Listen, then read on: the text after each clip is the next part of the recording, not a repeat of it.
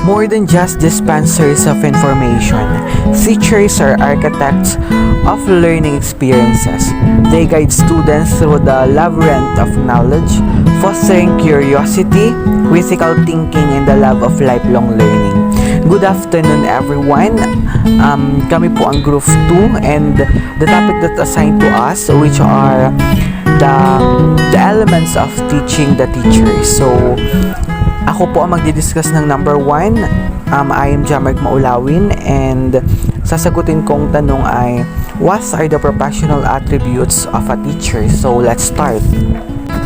So, we all know naman na ang mga teachers ay maraming ginagawa sa buhay, maging sa paaralan or sa tahanan, but gayon pa man kailangan pa rin nating ipakita yung personal qualities natin, yung pedagogical skills and yung professional ethics. So ano-ano nga ba mga ito? Let's start dun sa assessment and evaluation. So identify muna natin first ano nga ba ang pagkakaiba ng assessment sa evaluation. So sinong pwedeng sumagot? So, ang assessment, ito yung ibinibigay natin pagkatapos ng ating discussion. For example, pagkatapos ko mag-discuss, magbibigay ako ng assessment or pa-quiz para malaman kung kayo ba ay may natutunan or naiintindihan ba yung aking i-discuss. And yun ang mga evaluation or yun ang mga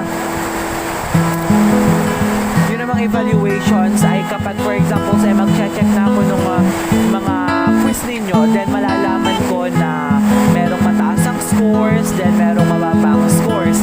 So as teachers, kapag nalaman ko na mababa ang mga scores or mababa ang nakuha ang scores ng aking mga students, kailangan ay bilang teachers ay uulitin yung tinuro or ipapaintindi utay-utay sa students yung hindi nila naintindihan para maano naman sila dun sa pinag-aaralan. The next ay ang yung technology integration. So dito naman sa technology integration, ang dapat ang isang teachers ay alam or gamay na kung paano gumamit ng technology. Like for example ay sa LMS, like may mga online classes tayo. Alam naman na dapat alam ng isang teachers kung paano i-operate yun, kung paano magbigay ng mga assignment, kung paano mag-check ng mga assignment, and also habang nagpapahinga ang mga students ay maaari tayong mag-send sa kanila ng mga gawain or mga takdang aralin para gawin nila. Habang nagpapahinga sila ay may natututunan pa rin sila regarding dun sa topic natin. Then ang next ay ang professional ethics. So unang-una sa part ng professional ethics ay ang integrity. So as teachers, kailangan maging role model tayo sa ating mga students. Kailangan ipakita natin yung ugali na dapat tinataglay ng isang guro. Kasi once na ipinakita natin or once na naging role model tayo sa kanila, maaaring gayahin nila tayo in the future and gawin din yung mga ginagawa natin ngayon sa mga students nila in the future. The next ay ang confidentiality. Naman natin ang mga students ay lumalapit ang loob sa kanilang mga teachers. May mga times na nakakapagsabi sila ng mga problems like family problems or kung saan man mga problema. So dapat ang teachers ay huwag yung kung ano yung shinare ng kanyang students ay huwag i-share sa ibang tao para naman itago or i-keep yung privacy ng students na nagsabi sa'yo nun. Then kasi once na nalaman ng students mo na sinabi mo sa iyong co-teacher yung ikwinento niya sa iyo, maaaring mas lalong bumaba yung self-esteem niya instead na tumaas at maaaring lumayo na yung loob niya sa iyo or lumayo na yung loob sa iyo ng students na yon. Next ay ang professionalism. So dapat ang teachers ay ay nagbibihes ng ayon sa kanyang trabaho. Like for example, sa teachers nga, or for example, mga teachers, dapat iayos yung damit ayon sa kanyang trabaho. Like for example, pinatutupad ng SD officers na magsuot ang mga students ng uniform or ng mag-dress code ang mga students. So, bakit ang teachers hindi naka-dress code? So, dapat as teachers, ikaw yung mangunguna or ikaw yung unang susunod doon sa mga patakaran ng schools bago sundin or para sundan din ng mga students mo.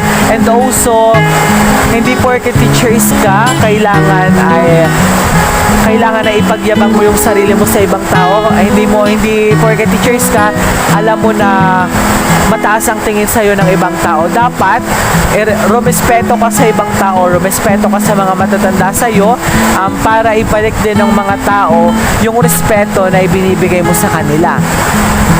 So,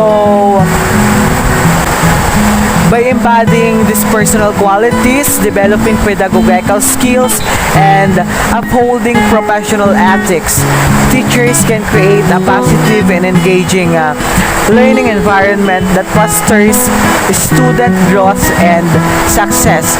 So, yun lamang po, and may I call on the next reporters, Miss Angeline Arandela. Thank you. Afatu and good day to our professor. I am the next reporter, Angeline M. Arandela, and I am going to tackle about the personal attribute of a teacher. As I discussing, I request everyone to be attentive and be mindful of what I am saying. Because we are not just a student, we are also a future-ready teacher for inclusive education. Creativity. It is a vital for teaching. Firstly, it can help to an intrinsic motivation to learn as they able to tire their personal interest. Second, it can lights up their brain. If a teacher frequently assign classwork involving creativity, the students are likely to involve higher order of cognitive skills, critical thinking, making connection between subjects. It is also help to connect a new information to the student. Third, creativity spurs emotional development as it is able to involve the trial and errors. So, sa creativity, binibigyan ng pagkakataon ng estudyante na ma-explore ang mga bagong bagay together with their peers and classmates. Fourth, creativity can ignite those hard-to-reach students. Fifth, creativity is an essential job skill of the future. According to the Adobe study, 85% of college-educated professionals say creative thinking is a critical problem in solving their careers. Next is the adaptability. It refers to the capacity to adjust teaching strategies, plans, and approaches in response to the changing needs and circumstances in the classroom. It allows educators to respond effectively in unexpected situations and challenges. Gaya ng sabi ni Ma'am during the orientation na di mawawala ng gifted student sa isang classroom. And as a future-ready teacher for inclusive education, dapat we have an ability to adapt the situation. Alam natin dapat ang gagawin. Flexibility and adaptability can enhance student learning by allowing the educators to meet diverse needs of the student and create inclusive and supportive learning environment. Next is humor. Humor captures every student's attention and it allows everyone's attention at the same time. By creating fun environment in the classroom should every teacher's goal. So sabi nga, lahat naman daw tayo may iba't ibang uri ng humor. As a teacher, dapat mahilig tayo makapagbiroan sa ating mga estudyante. And by that, we're closer to see their smile. We better appreciate and understand how they are moving through the world, which in turn allows you to more accurately and fully address their needs. Being may humor can create a strong bond between you and your student. It will also allow our students to relax and mistakes-free. It will help them to take down the pressure they feel. Next is the active listening skills. It can help to create spaces where students can think more clearly about what they are saying and thinking. Active listening skills can be physically and mentally. Examples are follows. Use of good eye contact. By this, it can let your student know that you are focused on their message. Nodding and facial expression. It also indicate your attention. Avoid being distracted and looking around. Let persons students speak. Try not to interrupt. We must listen for the content and what is the meaning conveyed by the language being used. We also listen for their feelings as they speak, and we must avoid roadblocks like talking about the cultural differences. Kasi may pagkakataon na baka ma-personal issue sila.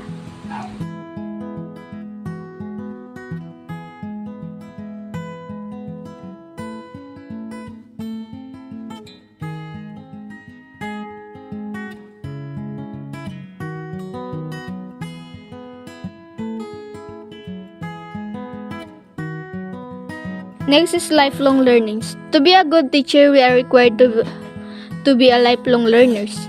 It implies that not when you leave the classroom to finish degree, rather as you go through the life. And it's essential for you to continually connect with other professionals, to learn, to teach, and to share resources.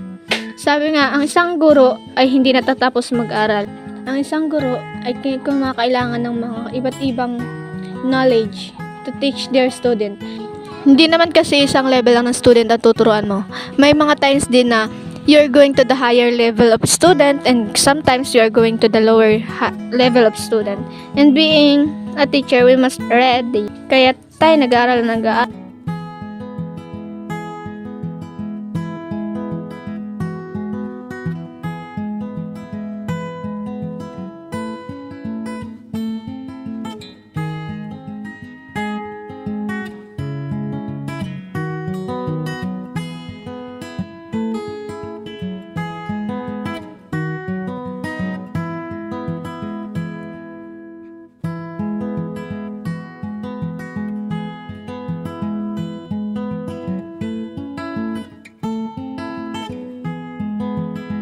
Next is the empathy.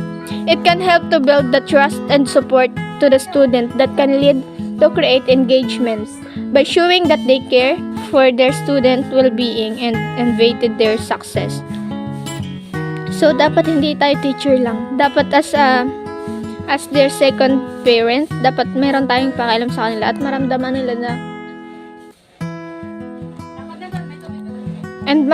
nila yun na mula sa atin. Pag nararamdaman nila na we are able to connect with their minds, mas magiging open sila sa atin na ikwento nila na natin nila everyday. Next is fair. Being fair is not only giving you a respect as a teacher, but also it will give a student feeling of safeness and trust within the classroom. The term fairness are pretty straightforward. It will also enhance the quality and integrity of their academic work. Fairness is the attitude of the teacher to treat their student equally without being affected by the factors such as level of academic achievement or family background. So, example dito is kahit kamag-anak or anak mo yung isa sa student mo, dapat ang pagtrato mo sa kanya is ganun sa pagtrato mo sa karamihan. Hindi mo siya dapat ini-specialize. Yung kahit tamad siya mag-aral, binibigyan pa rin siya ng grades. Hindi dapat ganun. As a future ready teachers, we are expected to be fair to everyone, giving a higher grade to who don't deserve it. It can lead to the lowering the confidence of other student. Tatanungin nila lagi kasi ang sarili nila now, bakit hindi ako din? Well, deserved ko din naman. Ganun yung magiging tanong nila sa sarili nila. Treating fair in a classroom is a vital for a teacher as we are being a role model of our student. So next is the role model. So being a role model can help to build confidence and self-esteem of our student, and it create the supportive learning environment. It also showed the student how to make the sense of the world. What should be a character of a role model? It is telling the truth, respect others, accepting and fulfilling responsibility, playing fair, earning and returning trust, and living normal life. So kapag nagawa mo naman yung mga katangian ng pagiging isang guro, isa ka ng role model. Isa ka na sa magiging reason ng yung mga student in choosing their careers. Passion for teaching. Beyond the transfer knowledge of a teacher's, passion can serve as a catalyst, not only on igniting one educator's own dedication and creativity, but also for speaking curiosity and love for learning within the student. It says that the success of 1,000 educator will depend on your preparation, your willingness to invest time and the energy on your student, and just your passion as a teacher. So let me ask you, will you enjoy the things that you don't have a passion?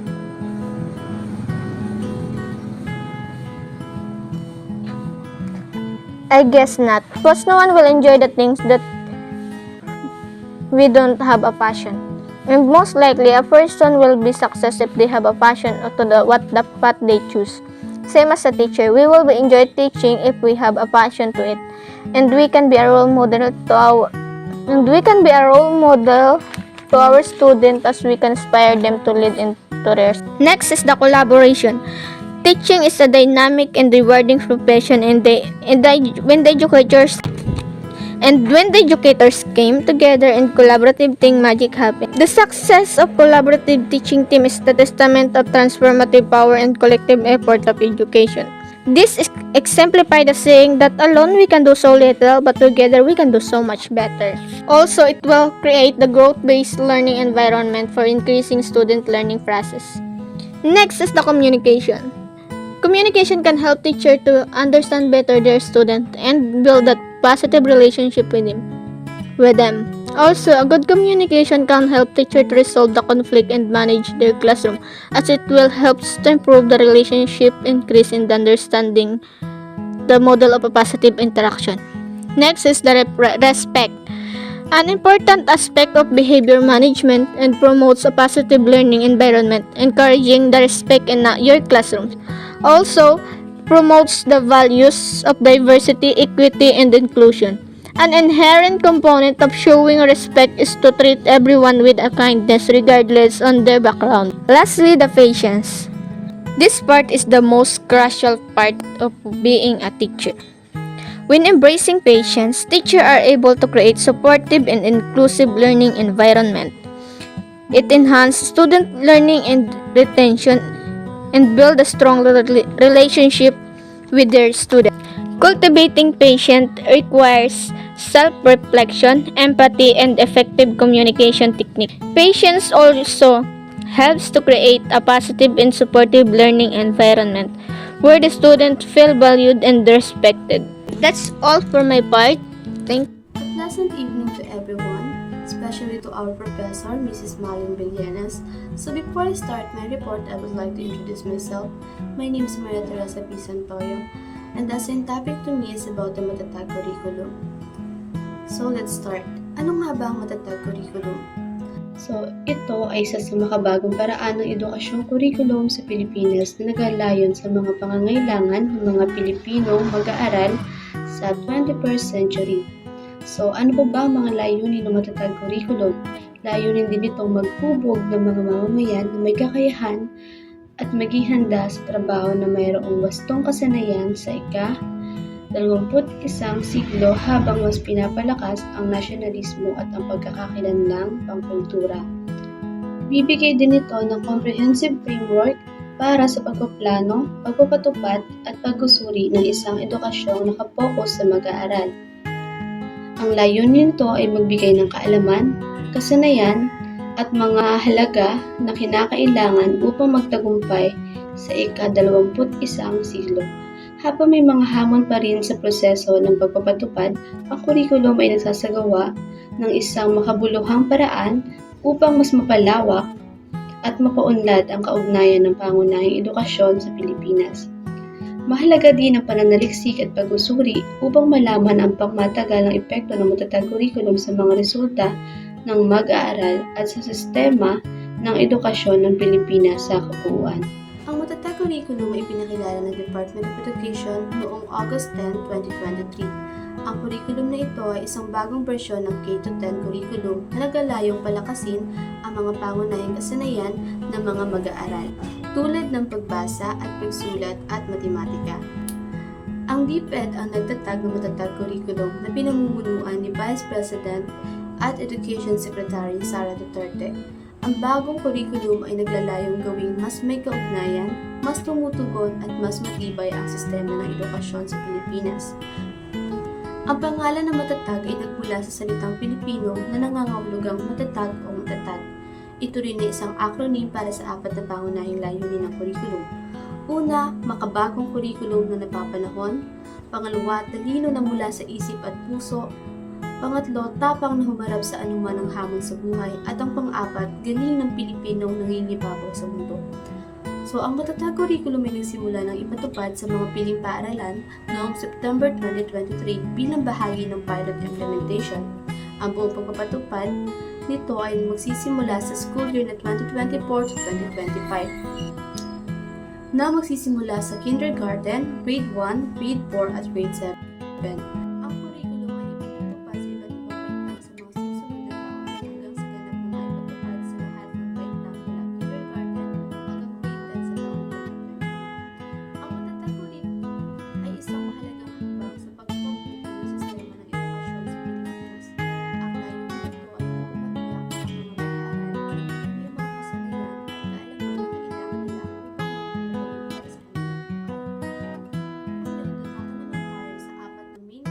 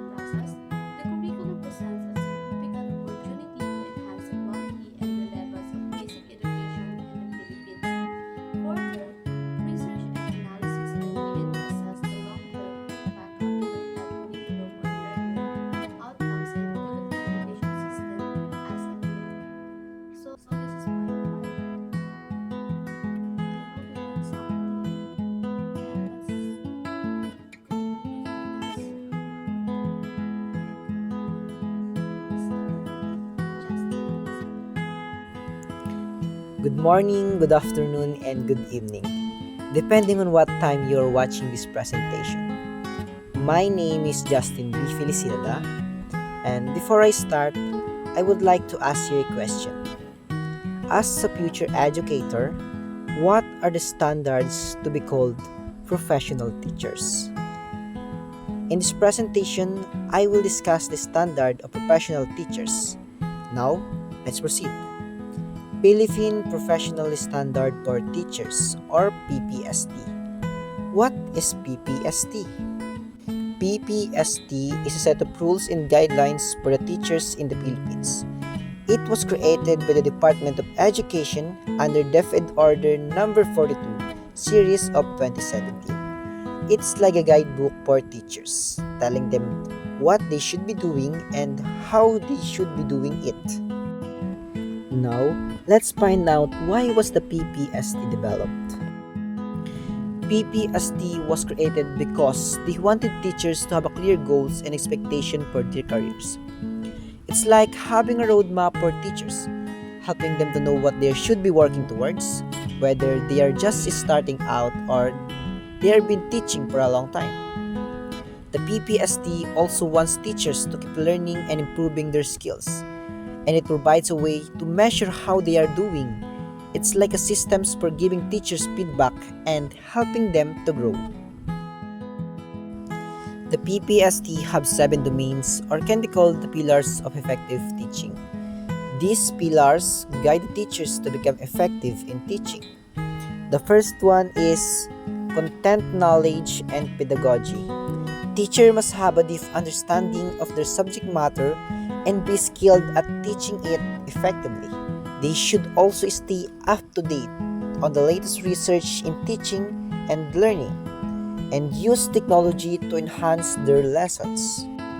The next one is learning environment. Teachers are responsible for creating a safe, supportive, and stimulating learning environment where all students feel comfortable participating and engaging with the materials. They should manage the classroom effectively and promote a positive learning experience for everyone. Third domain, diversity of learners. Teacher must recognize and respond to the unique needs and backgrounds of their students, creating an inclusive classroom that welcomes and supports all learners. They should be sensitive to the diversity of their students' experiences and provide an appropriate support and challenges for each individuals. The domain 4 focuses on curriculum and planning. Teacher must develop well-instructed lesson plans that are aligned with the curriculum and learning objectives. They should collaborate with colleagues to share ideas and resources, enriching their teaching practices and ensuring their lessons are relevant and engaging for the students. Domain 5, assessment and reporting. Teachers should use a variety of assessment methods to monitor their students' progress, provide feedback, and inform their instructional decisions. They should communicate effectively with parents, administrators, and other stakeholders about the student progress and needs. The 6th domain is community linkage and professional engagement. Teachers should build a strong relationship with the school community, involving parents and other stakeholders in educational process. They should also actively engage in the professional development activities to enhance their skills and knowledge. The last domain is personal growth and professional development. Teachers should demonstrate a commitment to lifelong learning and professional growth, reflecting to their practice and seeking opportunities to improve their skills and knowledge. They should also be ethical to interaction with students, colleagues, and the community. And that's all for my part. But before I end this presentation, I would like to say that students are the light of the future, and we, as future teachers, are the guiding lights that will help them to shine brightly. That's all. Thank you.